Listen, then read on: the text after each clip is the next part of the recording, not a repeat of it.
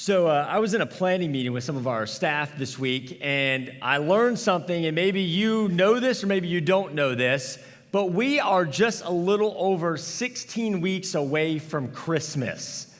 Now, does that freak some of you out or what, right? Like, where has the year gone? Now, for some of you, you guys are like already ready to put the tree up, and the Hallmark Channel is in the queue. And then some of you guys are like, please don't tell me that. We're not even in Thanksgiving or Halloween yet. Like, you can't even think about Christmas. But whether you like it or not, Christmas is coming. And we started talking about that as we're getting ready for all the things that we're preparing. But it made me think of a story last year. We always try to do something fun around the holidays together as a family to spend time together. And my wife brought home these put together gingerbread houses for us to do as a family. Now, if you don't know much about my wife and I, my wife is very crafty. She loves arts and crafts. She's very good at painting and all these great things. Now, if you know anything about me, I am the opposite of that. You don't want me to be in craft time. You don't want me around markers. It usually ends bad. So any kind of craft, my kids are wanting to be on mom's team, not dad's team, okay? And if you have this experience in your marriage, I'm sorry, because it is a lot to handle. So my oldest got, my wife, my youngest got stuck with me. So we're building these gingerbread houses and we're putting them together. And my wife's is looking something like out of a movie. Mine does not look like hers. Let's just say I couldn't get the stuff to put it together, but finally I used all the icing I could to stick that house together. And so real quick, I'm going to show you a picture of what we created together. This is our gingerbread houses. You could probably quickly tell which one's mine and which one's my wife's. Now, here's the thing. We had to take this picture super quick because literally right after that, mine fell completely down and our kids were crying, right? But I was like, listen, you get to eat all that. And then they stopped crying and they were happy again. So it was one of those moments where I quickly learned in this moment that if you build on the right things, it will stay afloat. It'll look great. If you don't build with the right materials, especially the cheap gingerbread houses from Walmart, they may not stay up that long. So if you are looking to do a fun craft this Christmas, may I suggest buying a little bit better quality gingerbread house than we did. But what does this have to do with today? Why are we talking about gingerbread houses at the end of a summer series? For me, I got to thinking about this. Well, we're not all building gingerbread houses today, or maybe you will never build a lot of things in your life. Honestly, all of us, whether we realize it or not, every single day are building something.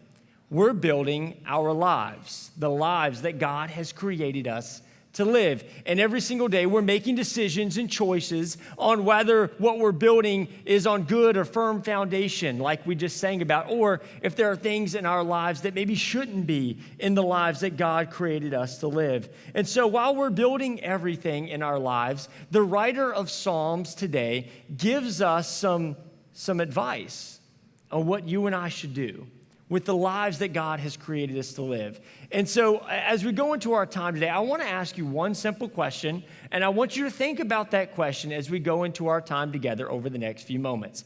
And the question is this: what kind of life are you building? What kind of life are you building? Now, it's a very simple question, but a deep question, right, to think about.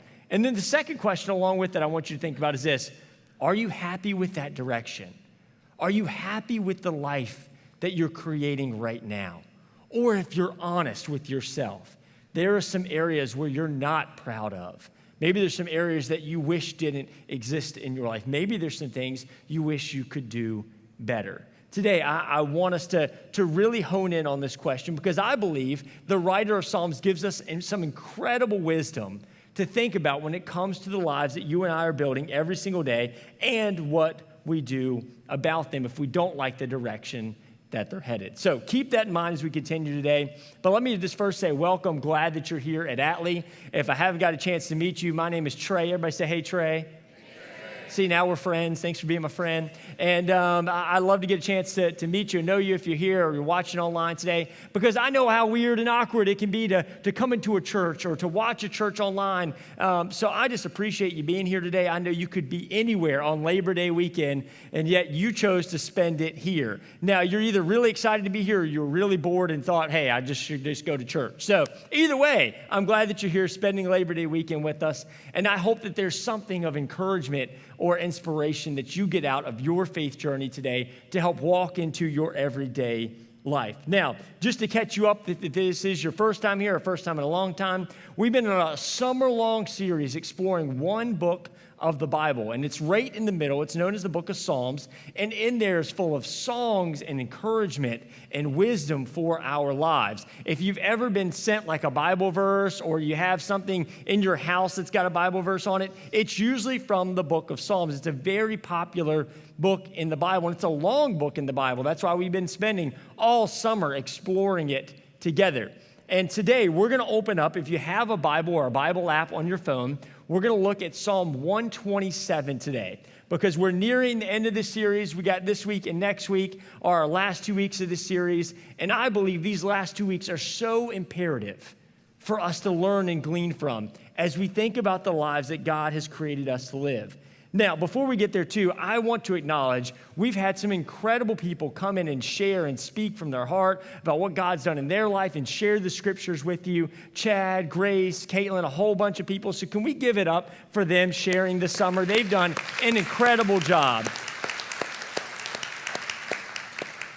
If you weren't here the last few weeks, Chad had us literally laughing and crying in the same service. It was a mess. If you missed that, go back and watch it, or maybe don't. That's probably a better option. So Psalm 127 today. This is a short passage, but it packs a lot of punch in it. So we're going to quickly look at it. I'm going to give you some history, and then we're going to look at some questions to observe from it. So Psalm 127 starts off this way. It says this: unless the Lord builds, everybody say builds. Just making sure you're with me today. Unless the Lord builds the house, the builders, they labor in vain.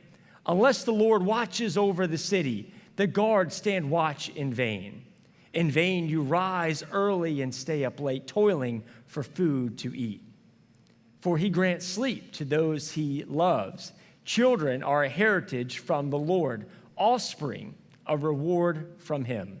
Like arrows in the hands of a warrior are children born in one's youth. Blessed is the man whose quiver is full of them. They will not be put to shame when they contend with their opponents in court. So this is a very short passage, not a lot there. But if you look at the heading in your Bible, it usually says something like the Song of Ascent.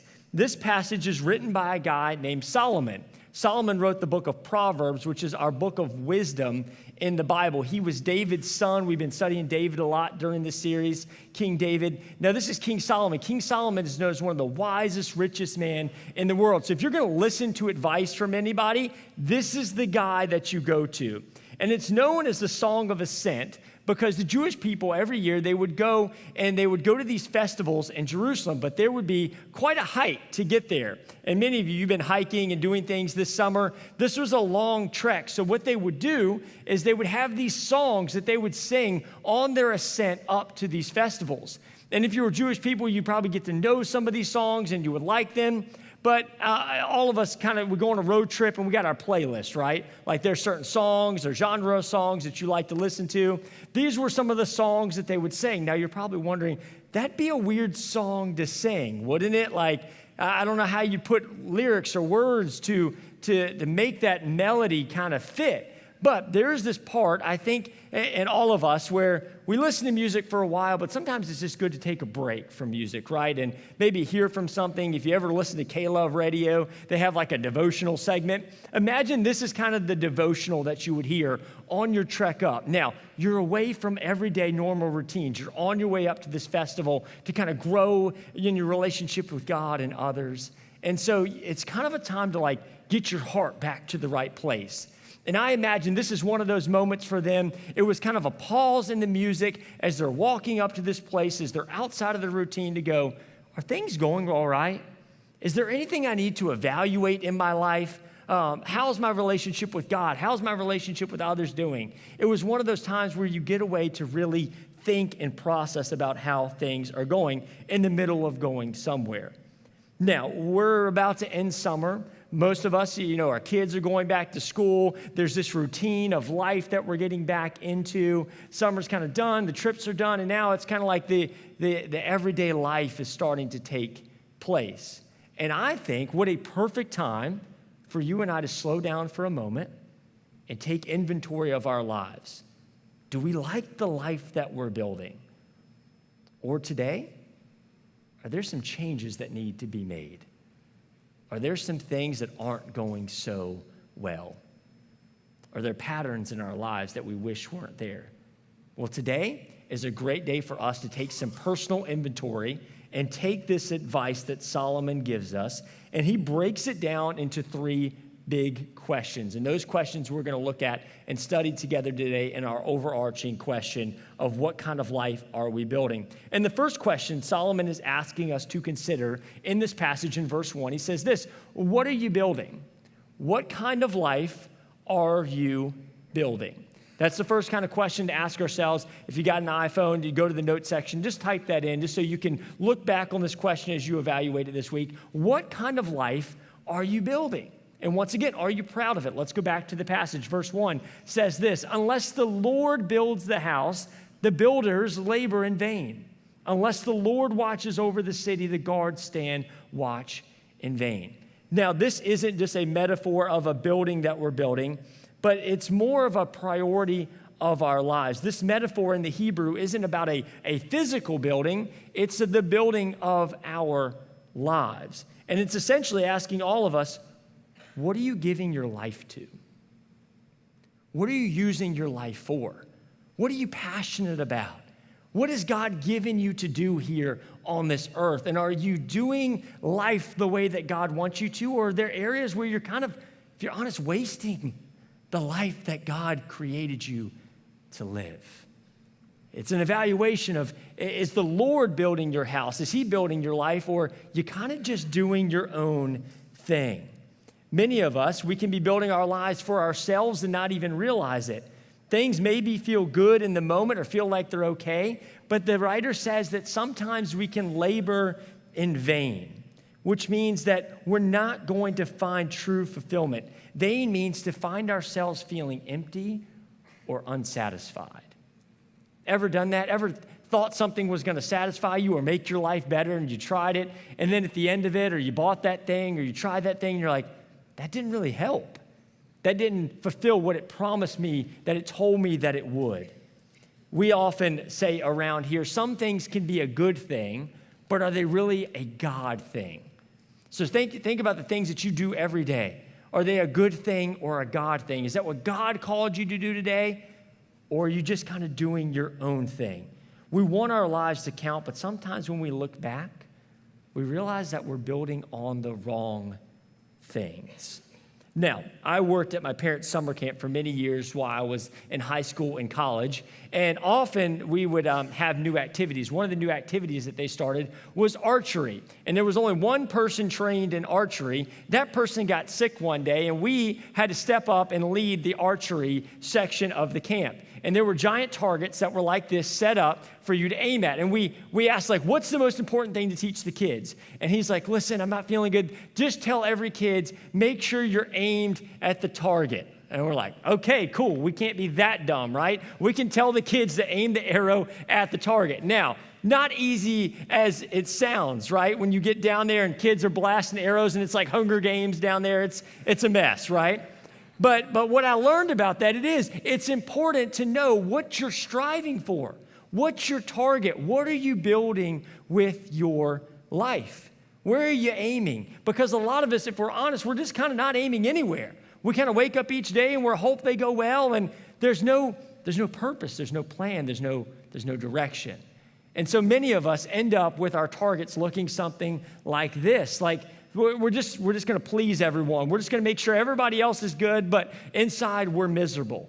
Or maybe for you, you're just aiming for a good career. Man, if I could just work my way up the ladder and if I could get people to notice me or recognize me, man, that would make me feel good. That made me feel satisfied. But it's a life for you.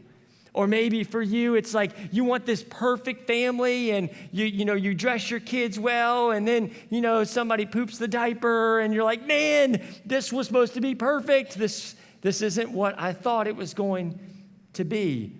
So all of us have these things, maybe to buy that house or that car, or claim that fortune or influence this way or that way. But what we realize, those things don't really satisfy. And it's like the writer says, it leaves us feeling empty or void. And so sometimes our focus can be on the wrong things. And let me tell you this, I've done so many funerals over the years. And what do they tell about the person that passed? It's never, man, they drove this really nice car. Man, they made it in life. Or, man, they had the best career. Or they had this fancy house. You know what they usually talk about? They talk about how the person loved well. They talk about how the person cared for people. Talked about what it meant to love their families. That's the focus. And so many times we can drift and find ourselves doing things or living lives that we were never created to live. There were some fancy people in the New Testament of the Bible. They kind of were trying to trick Jesus, and they were like, Jesus, if there's anything like we should be focused on, what should it be? Like, what's the priority? What's the most important laws? And they thought he was going to say one thing, and then Jesus kind of doubles down and he says this. They say, teacher, what's the greatest commandment in the law? And Jesus replied, he said, love the Lord your God with all of your heart, with all of your soul, and with all of your mind. This is the first and greatest commandment. And he said the second is like it. Love your neighbor as yourself. All the law of the prophets hang on these two commandments. And so they're like, Jesus, what's the target? What's the focus of our lives? What should we be doing with this life that you gave us? And Jesus simply replies, it's not about the house and the car and the people pleasing and the recognition or the fame. It's pretty simple. What you should be spending your life towards, if there's a new target for you, it should be this: love God with everything that you have. Love God with all your soul, with all your might, with all your strength. Just love God. That should be towards your target. And then you should love yourself. Love the life that God gave you. Don't be always comparing yourselves to others or wanting somebody else's life. Love the life that God gave you to live. And as you love yourself and realize how much God loves you, man, you just can't help but love other people well.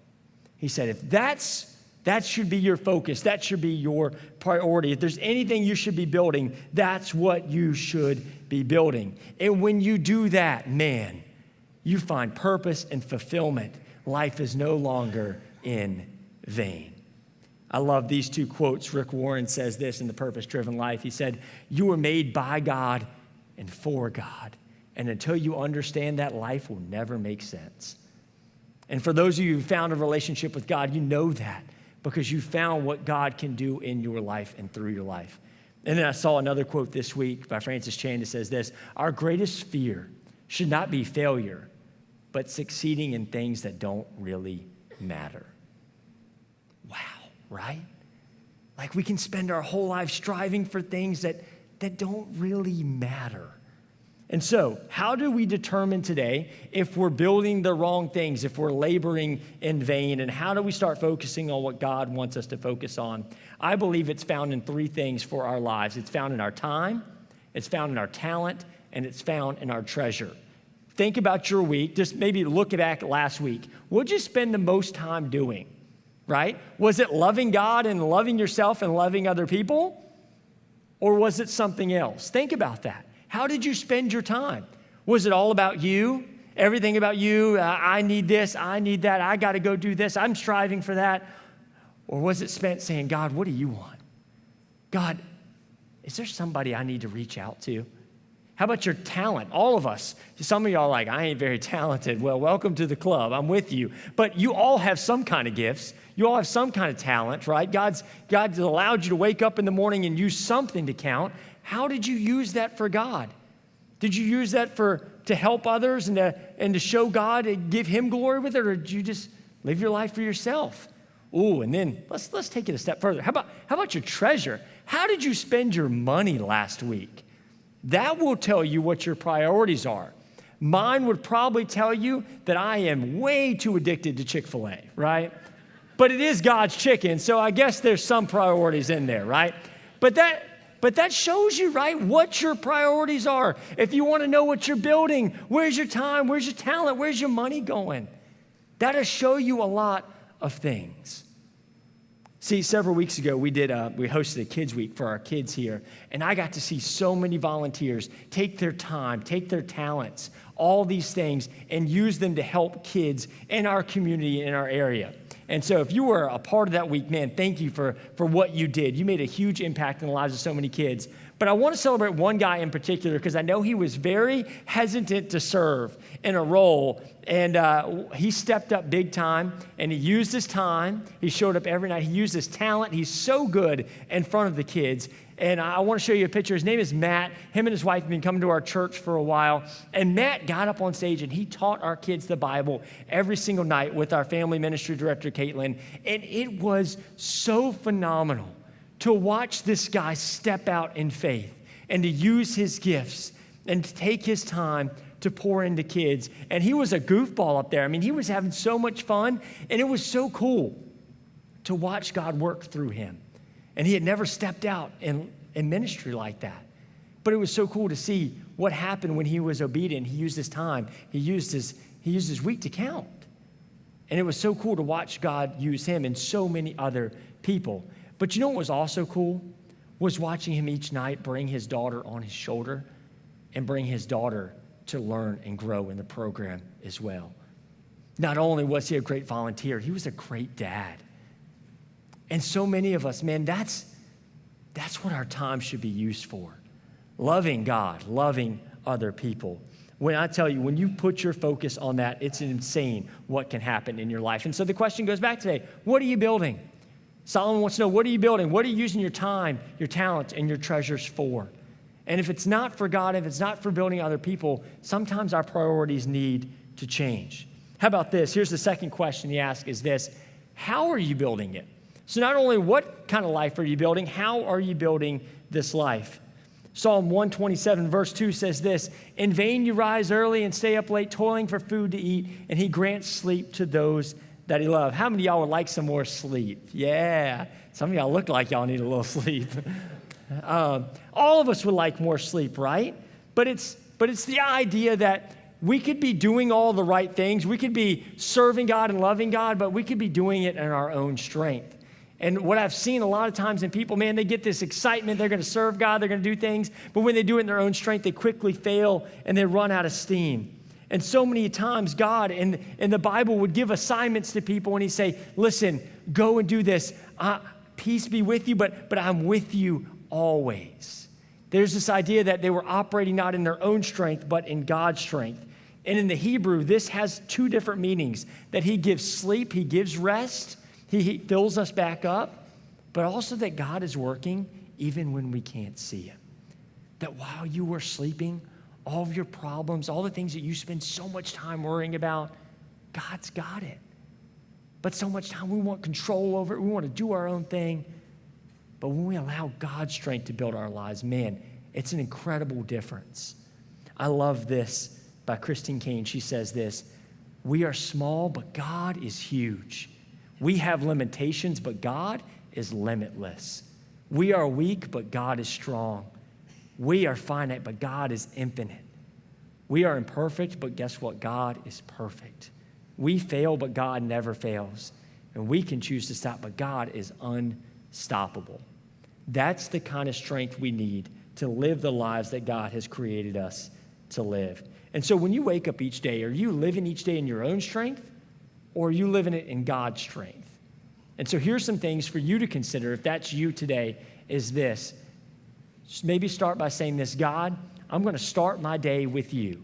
God, I'm going to start my day with you. I'm not going to start scrolling on my phone. I'm not going to go right into making breakfast. Some of y'all may be a little hungry in the morning, so you can make your breakfast, but then you can hang out with God.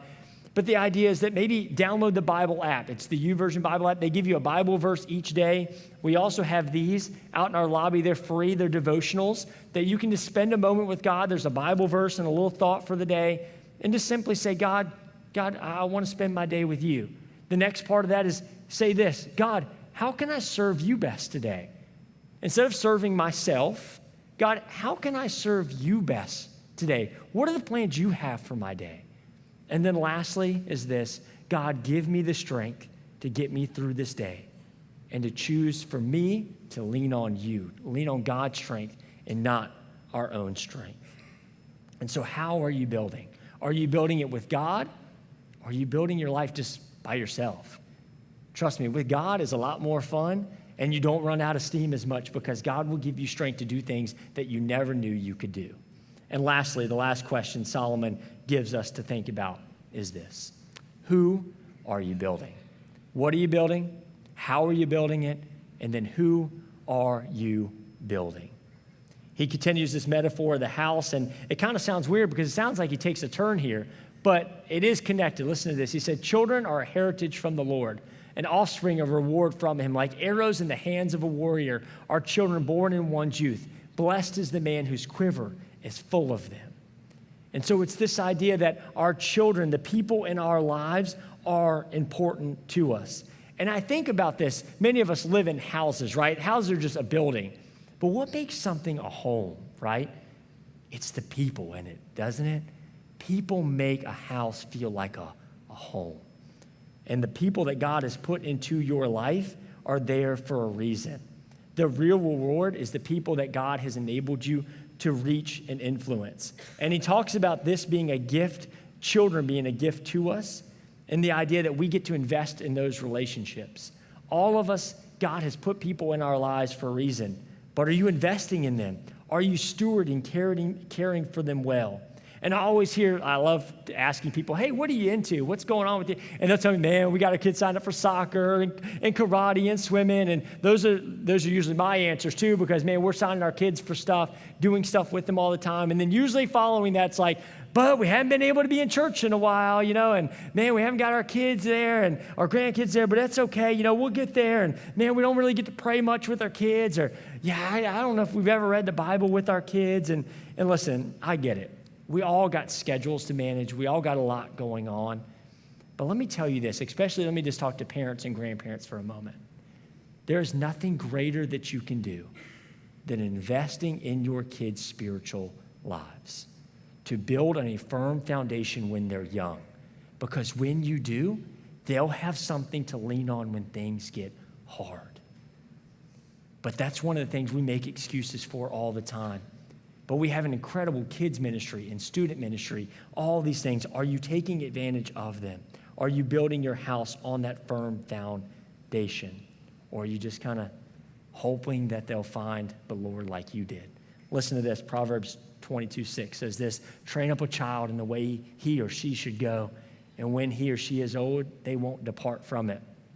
I love this. In the Message translation, it says this, point your kids in the right direction, and when they're old, they won't be lost. What a great reminder for us as parents and grandparents, right? We get the opportunity to spiritually invest in our kids and grandkids. But when's the last time that you encourage your kids or grandkids?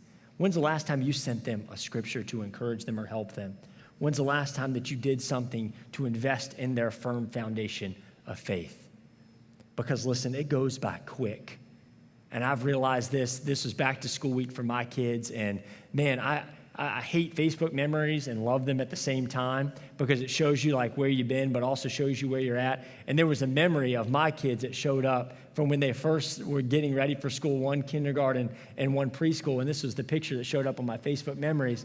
And I'm like, man, them little stinkers are cute, like they're great. But then we took this picture this year of them getting ready to go to school.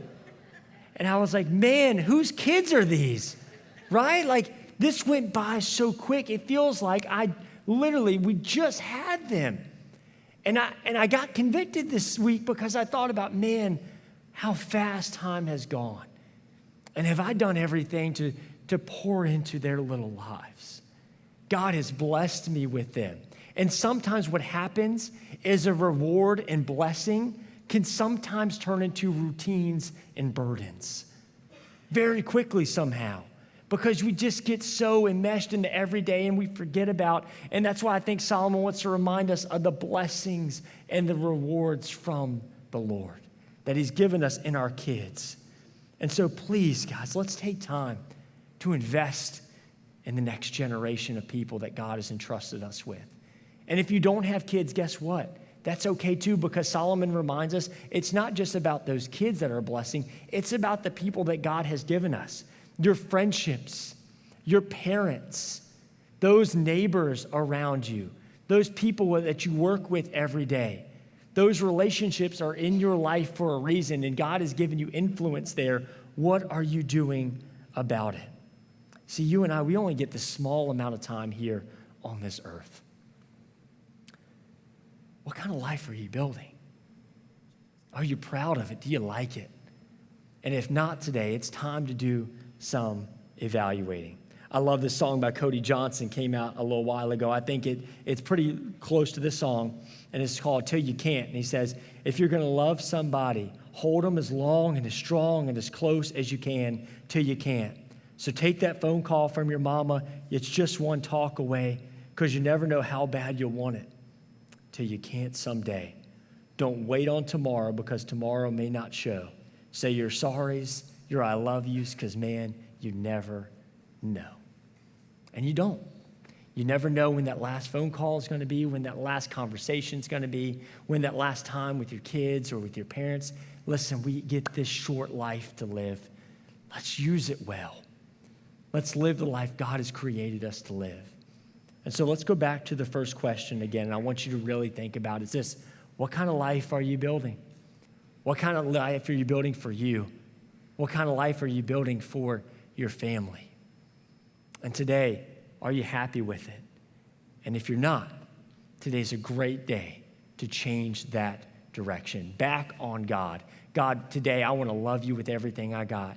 God, today I need to learn how to love myself better. And as I do that, God, help me love other people better. And so as we close today, the band has prepared one last song for us. This song, Chad and I found this week and just thought, what a great closing song for us to think about. And so think about the life that you're building right now. Are you happy with the way that you're building it? Does it have a firm foundation in Jesus? And if not today, what are some things you would like to see changed? What are some things that you need to start doing and stop doing in order to live the life God has created you to live? As you think about the answers to those questions, I just pray you take a moment between you and God just to do some healthy, honest, raw evaluation. And if things are off, man, what a great day to put things back into perspective the way that God wants them to be. Let's take a moment and listen to this.